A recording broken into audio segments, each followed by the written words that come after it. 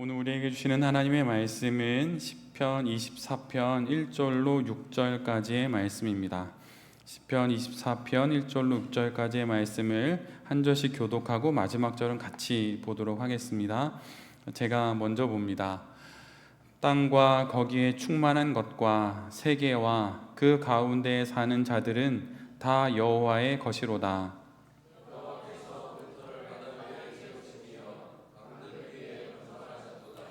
여호와의 산에 오를 자가 누구며 그의 거룩한 곳에 설 자가 누구인가?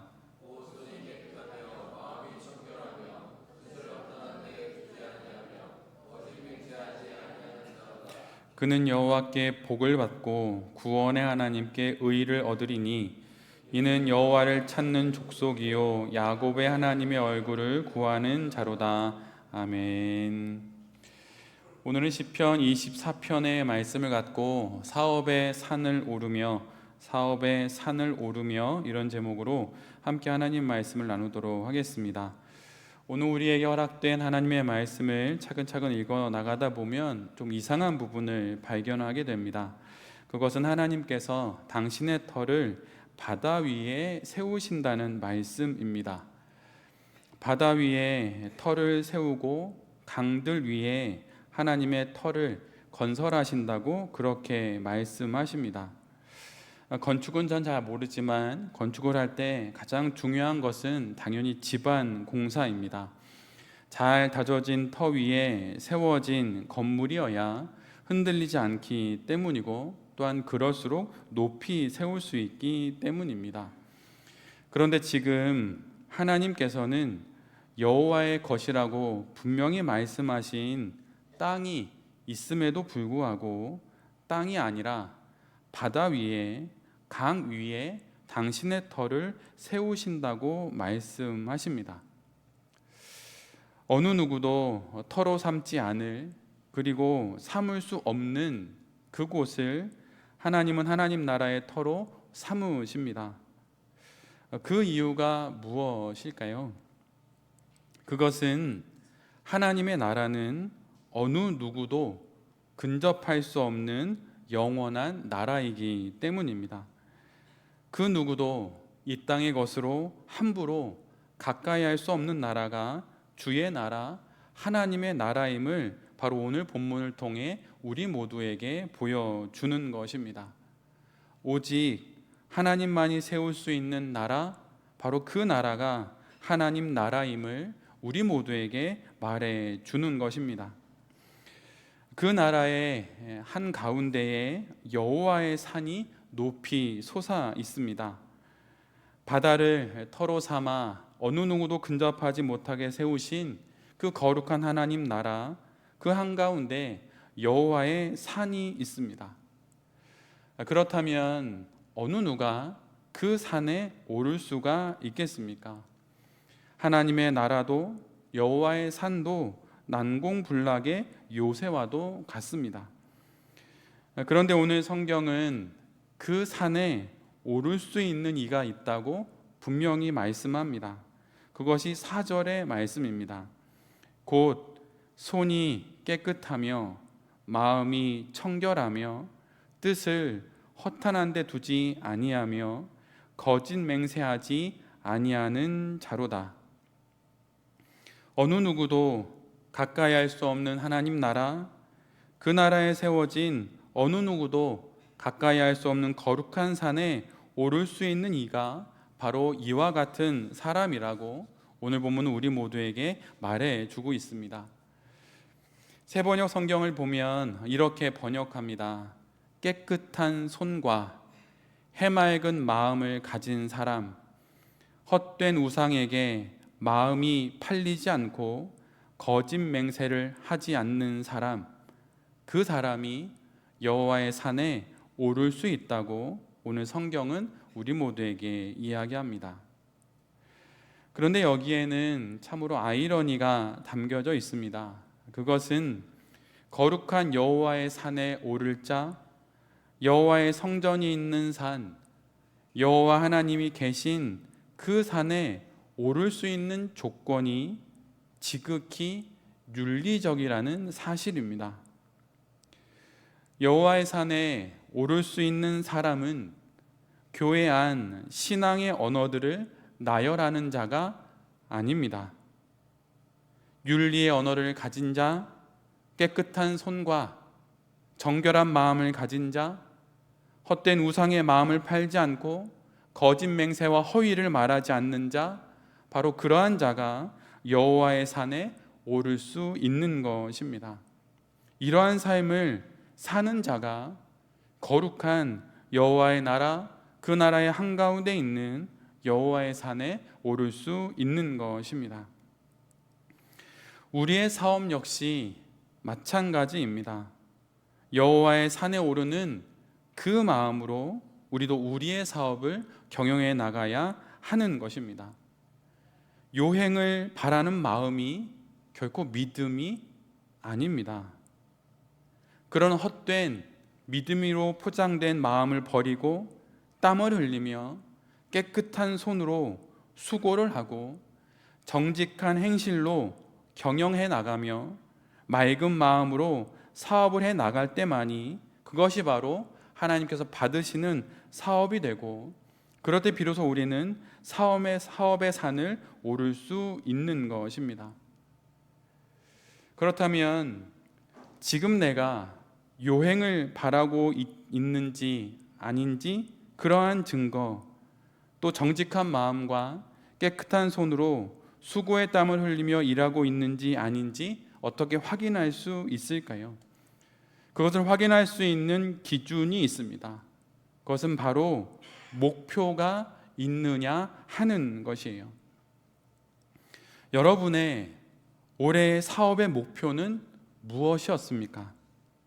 그리고 이제 9월이 되었고 올해도 4개월이 채 남지 않았는데 그 목표를 얼마나 성취하셨습니까? 1984년 6월에 일본 히로시마에 유니크 클로딩 웨어하우스라고 하는 이름이 붙은 옷가게가 오픈을 했습니다. 그 옷가게의 이름의 뜻은 유니크한 스타일의 옷을 만날 수 있는 창고라고 하는 뜻입니다. 우리나라 돈으로 약 10,000원 또는 19,000원의 두 가지 가격을 중심으로 상품을 구입할 수 있도록 가격 정책을 결정을 하고 그 사업을 시작합니다. 이것이 바로 유니클로의 첫 번째 매장입니다. 유니클로의 회장인 야나이 다다시는 23살이 되던 해, 정말로 어린 나이이죠. 그때 아버지로부터 도장과 통장을 받습니다. 아버지가 그간 운영해 오던 회사를 물려주신 것입니다. 자본금 600만 엔, 분명 많은 돈은 아닌 것 같습니다. 600만 엔 회사를 덜컥 물려받게 됩니다. 근데 그 순간을 그는 이렇게 말합니다. 난생 처음 마음을 단단히 먹지 않으면 안 된다는 생각을 하게 되었다. 이후 그는 망하지 않기 위해 정말 열심히 일했습니다. 망하지 않는 것이라도 다행이라는 생각으로 열심히 일했고 매장을 하나둘 늘려가던 그런 어느 날 서점에서 한 권의 책을 읽게 됩니다. 그것이 최근에 한국말로 번역된 매니징이라고 하는 제목의 책입니다. 그는 그 책을 읽고 지금껏 자신이 해온 것이 경영이 아니었다는 것을 깨달았습니다. 자신의 경영이 틀렸다는 것을 알게 되었던 것이에요. 사업은 그렇게 하는 것이 아니라는 것을 그는 그 책을 읽으며 알게 되었다고 말합니다. 그가 그 책을 통해 알게 된 것은 바로 이것입니다. 경영은 먼저 목표를 정한 뒤에 시작하는 것이다. 최종적으로 어디에 이를지를 정하고 이렇게 정한 목표에 이르는 최선의 방법을 거꾸로 찾아가는 것, 그것이 바로 경영이다. 창업을 소위 절벽에서 뛰어내리면서 비행기를 조립하는 것이라고 말합니다. 절벽에서 뛰어내렸는데 기도만 하고 있고 내가 지금 무엇을 조립해야 할지 모른다면 그것은 사업이 아닙니다. 비행기를 빨리 조립하여 어떻게든 살아남아야 하는 것이죠. 목표를 정하고 거기에 도달할 최선의 경로를 찾아가는 것이 경영입니다. 이후로 야나이 다다시는 1991년 회사명도 바꿉니다. 패스트 리테일링으로 이름을 바꾸고 목표도 다시 정합니다. 그리고 그가 했던 말을 이렇게 기록하고 있어요. 이제부터 회사명을 패스트 리테일링으로 변경합니다. 그리고 지금 이 시각부터 본격적으로 유니클로를 전국 체인으로 확대하겠습니다. 매년 30개씩 매장을 오픈해서 3년 후에는 100번째 매장을 오픈하고 그 시점에 맞춰 주식시장에 상장하는 것이 바로 우리의 목표입니다. 이 말을 할 당시 유니클로 직영점은 16곳, 신사복과 부인복 매장은 6곳, 그 외에 모든 매장을 합쳐도 29곳밖에 되지 않았습니다. 지금 현재 매장의 3배를 넘는 그 목표를 말한 것이죠. 그리고 3년이 지난 1994년 4월 유니클로 직영점은 100호점을 돌파합니다. 경영자는 무엇을 하는 사람입니까? 신앙생활을 하는 사람이 아닙니다. 경영자는 경영을 해야 하는 것이에요. 사업가는 사업을 해야 합니다. 지금 여러분은 경영을 하십니까? 사업을 하고 계십니까? 만약 아니라면 무엇을 하고 있는 것입니까? 공부와 경험의 차이가 있습니다. 공부는 기초에서부터 하는 것이지만 경험은 최고부터 해야 합니다. 공부는 초급, 중급, 고급 순으로 해야 합니다. 더하기, 빼기를 배워서 함수와 미적분을 해야 하지요. 순서를 바꿀 수는 없습니다. 그러나 경험은 최고부터 해야 하는 것이에요. 뛰어난 요리사가 되고 싶다 이렇게 말하면서 10,000원짜리 스테이크 요리를 1000개 먹는다고 제대로 된 스테이크 맛을 알 수는 없습니다. 그럴 것이 아니라 이 땅에서 최고로 비싼 40만 원 하는 레스토랑에 가서 스테이크를 맛보면서 그 음식의 맛과 제공되는 서비스와 인테리어 등을 보면서 왜 여기가 40만 원 하는지 그것을 경험해야 하는 것이에요. 그 다음에 20만 원, 30만 원 하는 스테이크 집을 한두 개 가보면 최고의 스테이크 맛은 어떻게 내야 하고 어떻게 그 사업을 경영해야 되는지 알게 됩니다. 공부는 아래에서 위로 하는 것이지만 경험은 위에서 아래로 하는 것이에요. 경영도 경험과 같은 것입니다. 목표로부터 내가 도달해야 되는 최종 목표로부터 거꾸로 해 나가는 것이 바로 사업입니다. 책은 첫 페이지부터 읽어 나가야 하지만 사업의 운영은 반대로 해야 하는 것입니다. 끝에서부터 시작하여서 그 목표에 이르기 위한 길을, 최선의 길을 찾아가며 하는 것이 사업입니다. 표류와 항해는 무엇이 다른가요? 표류는 도착해야 할 목적지가 없지만 항해는 목적지가 있습니다. 여러분이 지금 경영하시는 사업의 목적지는 어디입니까? 이 질문에 덮어놓고 하나님께 영광 이렇게 말하지 마십시오. 그것은 기본의 기본입니다. 굳이 말하지 않아도 그것이 우리의 영원한 목표라고 하는 것은 우리도 알고 하나님도 알고 계십니다. 그건 말고 말할 수 있는 문장으로서의 사업의 목적과 목표가 무엇이냐고 하는 것이에요. 내 사업의 목적은 이것입니다 라고 말할 수 있어야 하고 그렇게 적은 문장이 있어야 하는 것입니다. 그냥 덮어놓고 그리스도인으로 하나님의 영광을 위해서 빛과 소금이 되기 위해서 이 사업을 합니다 라고 말하는 건 똑같은 기본을 반복하는 것에 지나지 않아요. 그것 말고 이제는 기본을 알게 되었으니, 충분히 그것은 연습했으니 그 기본 위에 쌓인 목표, 누가 봐도 알 수 있고 어떻게도 확인할 수 있는 그런 목표가 무엇인지 내 자신이 알아야 하고 그것이 있어야 한다는 것입니다. 우리는 세상 속에서 신앙생활을 하는 것이 아닙니다. 직장 생활을 하고 사업을 경영해 나가는 것이에요. 그러기에 말할 수 있는 사업의 목적지가 있어야 합니다. 목표가 있어야 합니다. 그리고 눈에 보이는 수치를 가져야 합니다. 매출이 얼마, 순이익이 얼마, 이런 식으로 말할 수 있어야 합니다. 몸의 건강 유무가 체온계의 숫자로 가장 먼저 확인되듯이 사업의 건강 유무 역시 대차 대조표와 손익계산서로 확인이 됩니다. 사업을 창업하고 5년, 6년, 10년이 다 되어 가는데 대차 대조표에서 손익계산서에서 순수익은 없고 여전히 마이너스라면 지금 하고 있는 사업을 다시 생각해 봐야 합니다. 10년이면 많이 해본 것이에요. 그런데 만약 이익이 안 난다면 업종을 바꾸거나 업태를 바꿔야 하는 것입니다.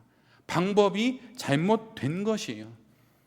무엇인가 의미 있는 것이 앞에 놓여 있지 않을 가능성이 훨씬 많습니다. 신앙생활은 이익이 안 나도 할 수 있지만 사업은 그렇게 하는 것이 아니에요. 여러분이 사업을 하신다면 목표가 있어야 하고 해마다 연말이 되면 반드시 이익이 나야 하는 것입니다. 우리는 NGO 단체를 경영하는 것도 아니고 자선 사업을 하는 것도 아닙니다. 우리는 사업을 하는 것입니다. 직장 생활을 한다면 직장 안에서 나의 성과가 반드시 드러나야 하는 것이에요. 신앙의 이름으로 사업을 덮어놓을 수 없고 신앙의 이름으로 나의 직장 생활을 간단하게 표현해서는 안 되는 것입니다.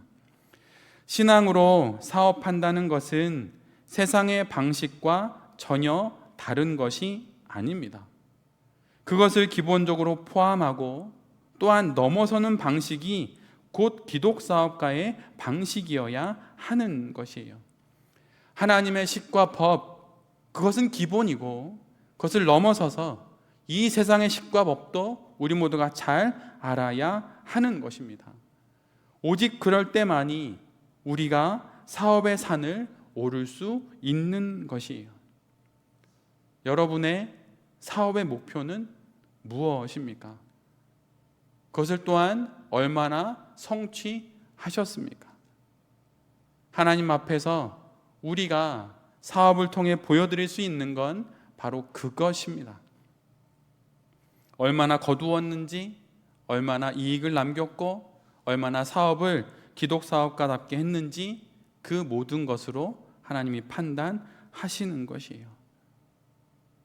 만약 아직도 사업의 목표가 없다면 이번 한 주간 다음 주 예배가 오기 전까지 사업의 목표를 정확히 정하십시오. 100명의 아이들을 케어하겠다. 순이익 10억을 만들겠다. 여러분, 그것이 사업하는 사람이 가져야 할 마음인 것입니다. 그것이 없으면 사업이 아니에요. 사업의 이름으로, 적당히 신앙의 이름으로 그냥 이 세상에서 일하고 이도저도 아닌 그런 사업과 그런 인생을 살아가는 것이죠. 제가 여명학교에서 일할 때 선생님들에게 끊임없이 설득했던 것이 있습니다. 그것은 무엇이냐면, 여명학교는 북한의 일이니 사역하고 싶은 마음으로 선생님들이 오십니다. 그런데 사역의 현장이면서 동시에 그곳은 직장이기도 합니다. 그런데 직장으로서의 일을 이야기하면 사역지라고 말하고 사역지로서의 의미를 말하면 직장이라고 말합니다. 사람들이 다 그래요.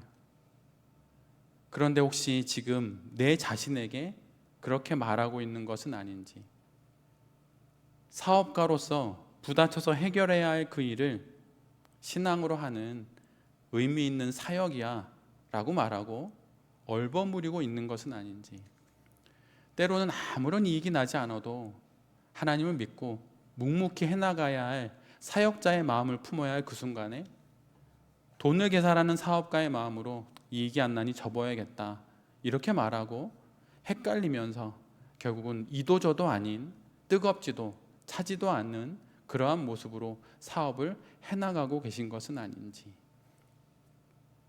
하나님 앞에서 나의 모습을 뒤돌아보며 나의 사업의 목표와 또 내가 도달해야 할 사업의 목적지가 어디인지 한 주간 하나님과 함께 잘 확인하는 우리 모두가 되어야 할 것입니다. 그리고 언젠가 하나님 앞에 서게 되었을 때 내가 한 사업이 이 땅에 얼마나 의미가 있었고 얼마나 많은 유익을 끼쳤는지 하나님 앞에 감사하게도 증언할 수 있는 우리 모두가 되기를 간절히 바랍니다. 여러분, 목표를 가지십시오. 그것이 신실한 것입니다.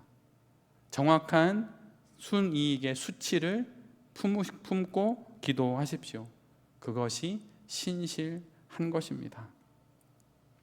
가을의 한 주를 또 시작합니다.